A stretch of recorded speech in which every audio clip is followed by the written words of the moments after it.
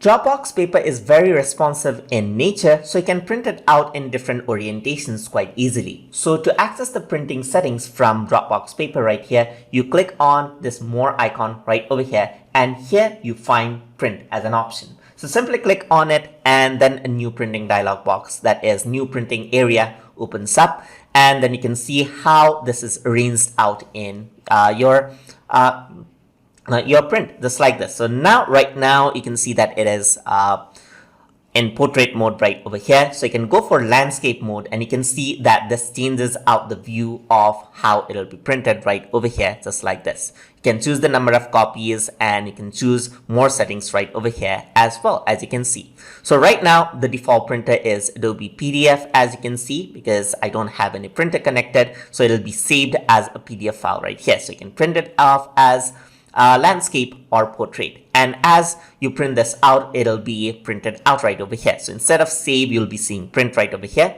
So I'm just going to save this off on my desktop right over here and save this out, and what happens is that it'll save out a PDF of the file right over here, and this is how your printed document will look like right over here. So that is how you can use the printing options inside of Dropbox Paper. So hope you guys learned something as always, and as always, please like, comment, share, and subscribe.